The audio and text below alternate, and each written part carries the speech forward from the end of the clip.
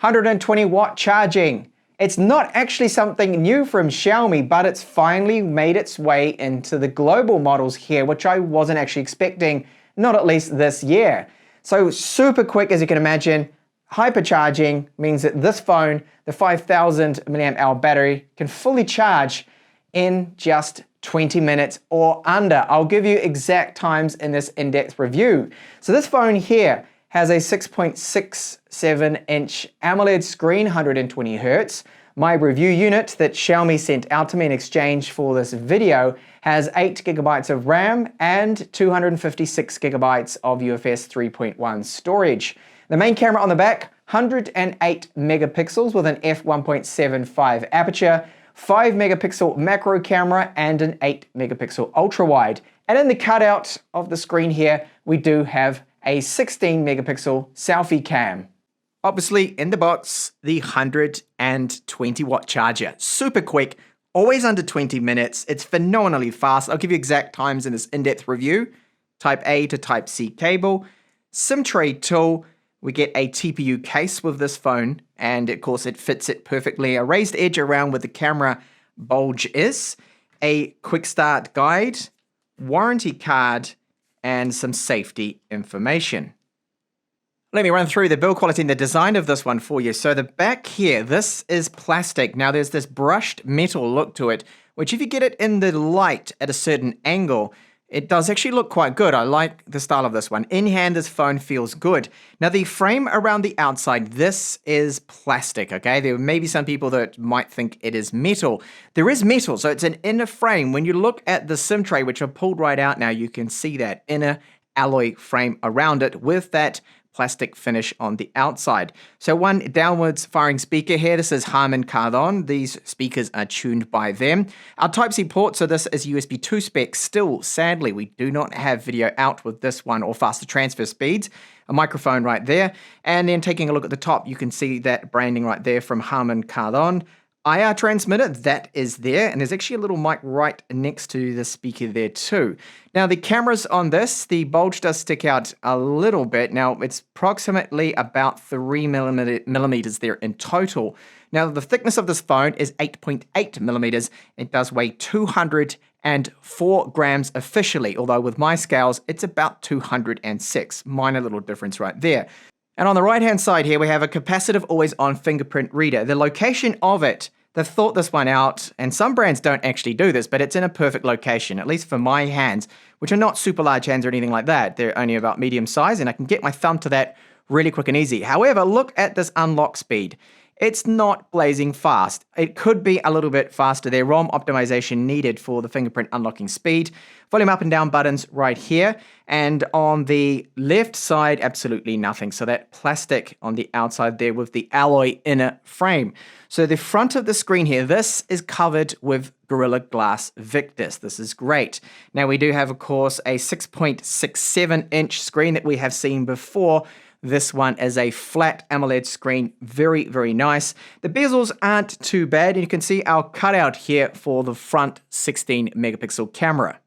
Now the panel that they've gone with this one, it's excellent, very, very good. I'm just going to go through some of the options we do get. So we've got raise to wake, double tap to wake, because they're always on display. It even has DC dimming, but only at 60 Hertz, unfortunately. So the screen itself will support 120 Hertz. I've got it on 60 now, so we don't see any of that flickering or pulse width modulation coming through. So when the DC dimming is on, you don't see that at all. It's got a lot of your typical kind of settings here. Under display, you'll see dark mode, and there is the anti-flicker mode, reading mode, and there is the override too for that refresh rate. So I would run it at 120 Hertz normally, and the battery life on this is very, very good thanks to the 5000 mAh battery. And of course, you've got your scaling right there, color scheme, typical options we get with MIUI 12.5 that this is running. So normally I would be running here standard to keep things a little bit more normal when it comes to the colors, especially that white balance, but it's on vivid for the duration of this video here, which is the default setting. You can tweak that white balance to your own personal preference right there. Touch response, very, very good, and triggering those gestures thanks to the 480 Hertz touch response rate. I'm not having any issues with this. So it is a very, very good screen there. Now you may have seen that sometimes, at least at 60 Hertz, you will encounter A little bit of lag there with the UI, but at 120 Hz, I'm not seeing that problem at all. The maximum brightness, according to my measurements when taking a look at the screen here, I'm getting close to 900 nits. It is a very, very good screen, and it can peak well over 1000 nits in terms of maximum brightness. And it's flat. I am really loving this. A flat screen, no curvature to it. You cannot go wrong with this screen. Even though it's just a full HD plus resolution, it's really good, and I'd rate it as almost as good as even the Mi 11 screen here with the 11T Pro, but it doesn't have the QHD that screen has. Onto the ROM performance. So we've got Android 11 with this, MIUI 12.5 as I mentioned, and this for an early review device. I've had this for almost 3 weeks now on the most up-to-date firmware, but normally the pre-release firmwares could have a few bugs and things, but not the case here. This ROM has been rock solid, probably the best I've seen yet from Xiaomi. So they're improving there a little, which is great to see. Now, when I swipe from the right here, we get our typical toggles. That does not come in with any lag. Notifications then all show up on the left. Now, this, of course, is all customizable. You're able to set up the launcher right here if you don't like it like this, because I've got the apps drawer here.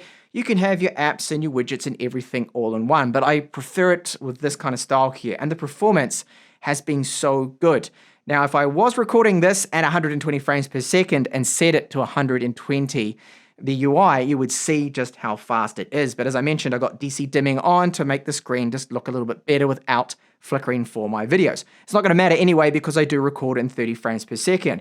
So triggering those gestures, multitasking, swapping over the apps, everything has been just flawless. Really, really good. The only complaint from me is that fingerprint unlocking should be a little faster. They really do need to optimize that. Out of the box here, this was the firmware that I'm running on, which, yeah, is really, really stable for such an early firmware from them. So you do get approximately around 233 or so gigabytes with this 256 gigabyte model here. I do have 8 gigabytes of RAM with this one. Bloatware, there is a bit, okay? I've always mentioned this in a lot of my videos. However, with this new release here, I have noticed, or maybe it's because it's their flagship, they have toned down a lot on the amount of bloatware. If you get one of their budget phones, like their Redmi 10 that I reviewed, that was cram-packed full of so much bloatware. So there's just a little bit on here, like Facebook, Amazon Shopping, and a few other apps. So there's not that much to uninstall. And running the Cleaner app here, which is a system app, I can happily report there are no adverts in system apps. Yes, great. So finally happening here. I know again on the more cheaper versions from them, the mid-range and budget segment, you probably will see a few ads, but not on this phone, which is really good. So UFS 3.1 storage, and just take a look at these speeds here that they are very good. Look at that read speed right up there, and then our randoms are good. Now these aren't the best I have seen, but they are very good. Okay, they're not going to slow down this particular mobile here at all. Antutu score, so getting up around 660,000 points for Snapdragon 888. Not the fastest I have seen, but still very, very good performance. And I'll get onto gaming too later on. Geekbench score, so single core score I've seen higher. Again here, and slightly higher with a multi-core score. It's still very, very good performance. This is a true flagship phone, but we didn't get the Snapdragon 888 Plus that I thought this might have gotten. Now, battery life, this is at 120 Hz. Display is calibrated to 200 nits. It runs until it gets to 20%, this fixed benchmark, so you can see all of my reviews out there, compare the results. Very good actually for 120 Hz. Now, normally you get around 10 hours. Realistically, you're looking at an on-screen time of about 7 hours with this phone. So it's very good, the battery life. And of course, the charge time is phenomenal, super quick. Now, if you put it onto 60 Hz here, which is this next battery test, you gain about an extra half an hour to 45 minutes of on-screen time. And that's really only if you need that, okay? You can just put it onto basically battery saving 60 Hz. So we have a Widevine level 1 cert. Yay, great, good. Netflix is in full HD. I can happily report that. However, Amazon Prime Video, they have yet to whitelist this device ID, the hardware ID. Okay, so it is in standard definition. Sadly, I'm an Amazon Prime Video user, so that's a bit of a disappointment. I hope they update that soon. Will probably take a good 3 months or so for that to happen. Camera 2 API support, level 3 maximum. look for those Gcam ports if you're interested in that. Charging times. Okay, this is where all the hype is coming from. It's super fast. It's crazy fast. So from 12% to 100 here took just, 17 minutes. You could go off for your coffee break, come back, and your phone is fully charged.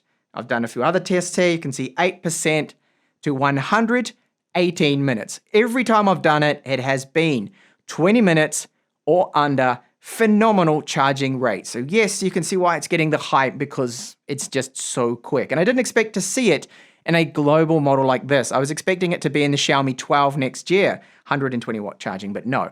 Okay, wireless speeds, very, very good. We are getting close to gigabit here on my wireless 6 router, okay? Look at those speeds there. Average speed downstairs away from the router with less signal. Strength, good. Still very good. Maybe not the best I've seen. I have seen over 300 megabits per second. That's normally on the Chinese ROMs, but still, it's a solid score there. Very good wireless performance. GPS now. It sees a lot of satellites, and it uses a lot. Look at this, 56. And the main thing to focus on here is the average signal strength here is very, very good, which is 35.9. That's quite high. Onto audio performance. So I've placed a lot of voice calls on this and no problems, no complaints. It's good. It sounds great. It has active noise cancelling with the microphone with it. The other end said I sounded just fine. I mean, they could not tell any difference from my Fold 3 that I normally call them with to this phone. Nothing. It's about the same. So no 3.5mm support, sadly. Can't use this. Oh, I mean, you can. You get one of these. You get a 3.5mm to Type-C adapter, then you can use it. Now, typical Xiaomi here, the quality through the Type-C port does sound very good. Nice loudness to it, good bass, good treble, good mids, and there's no horrible white noise or hiss or anything going on, okay? None of that. Very, very good. So with the Harman Kardon tuned speakers here, one at the top, one down the bottom. They sound really good. Very good speakers. Here is a sample now of them at 100% volume.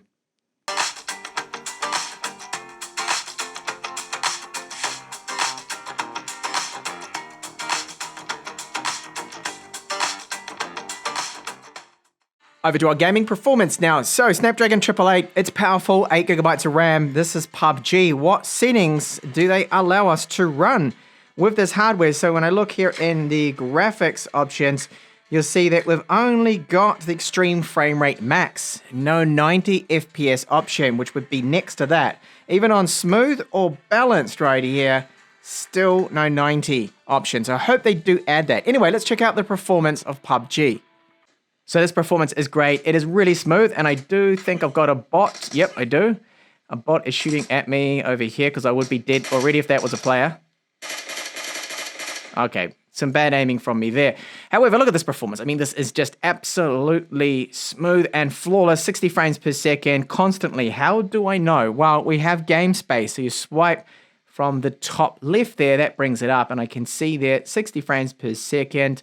And the CPU and the GPU barely being stressed.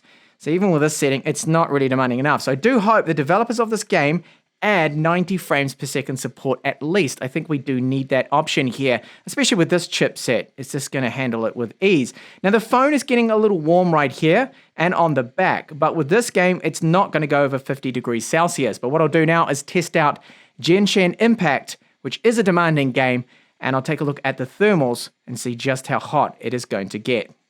Now the game looks great. It's running on the highest possible visuals at 60 frames per second. Now when I do look at the frame rate, I see that it's sometimes down in the 40s at the moment. That's about 36 right there. So a very demanding game. Now the phone is definitely heating up. I can feel it getting quite warm to the touch, especially with all these effects going on. And the frame rate, depending on where you are, is going to vary quite a bit here, but it's not too bad. It's certainly not the best performance I've seen. So the Snapdragon 888 is a very hot chip. So I'm going to check back on the thermals after gaming for 1 hour, and it's going to be just this game here. So really demanding. It is a phone cooker. So let's have a look. So we're looking at the front of the phone here, about 45 degrees maximum. This is after 1 hour of gaming. Now I have noticed that the performance has definitely dropped right off, that it is throttling down. So they're lowering the clocks, Xiaomi, to help keep these temperatures from just exceeding 50 degrees C, which I've seen with some of their other phones. And here on the back of it, we are looking at approximately about 44 degrees Celsius max. My room temperatures are approximately 25 degrees. And now over to our cameras. So the front-facing camera, 16 megapixels, can shoot 1080p footage, 60 frames per second maximum. This is 30 frames per second at the moment. It has electronic image stabilization, and the quality overall is good. We do have 320 kilobits per second audio quality. Let's take a look now at the rear cameras. So the 108 megapixel sensor we have with an f1.75 aperture can shoot 8K maximum at 30 frames per second, but it is really 6K upscaled to 8K. Right now you're looking at 4K 30 frames per second, electronic image stabilization. There is no optical image stabilization. I find the video quality is acceptable, it is good. However, I have noticed, especially with the exposure changes, that you do get some panning judder. You'll see now as I move around that it doesn't look like 30 frames per second. In fact, it is 30 frames per second, but there is some judder that is taking place, especially with the bright whites coming off the boat here. I have noticed that. Now you can use digital zoom, so up to 2 times now. That's 2 times. And it looks okay, but anything over 2 times, it starts to get just way too pixelated and turns into a bit of an oil painting. Not really good. So that is now 5 times, and we're looking at 6 times here digital. Not good, okay, that's a mess. So if you pull right back here, that's now 1 times. So this 1080p footage on the ultra wide does not look as good as the main camera. That's to be expected. We are talking about a much smaller sensor here, 8 megapixels, and the edges of it look a little bit blurry there. Now the stabilization with the ultra wide footage here is good. Now if you want to see more footage, do check out my in-depth camera review that I have posted on the 11T Pro here. And this is 8K. Now with 8K footage you really do need a tripod. This does not have any electronic image stabilization. It cannot do it all because it's upscaling 6K to 8K, which is their 8K AI they call it. As I walk ahead you can see that it does shake around a bit, so you probably want to use a gimbal if you're going to be shooting in 8K.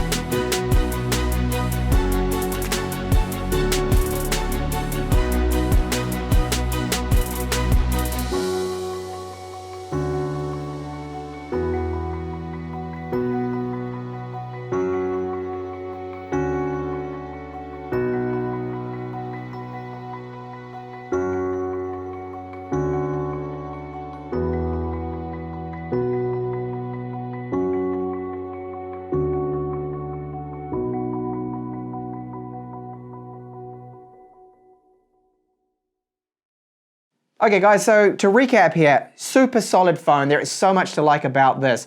Great screen, very good build quality, Gorilla Glass Victus on the front, fingerprint reader, could be faster. Main camera takes a very good shot. It doesn't have optical image stabilization, but the low light performance is not actually too bad. Video quality could be a little bit better with 4K. There is a bit of panning judder.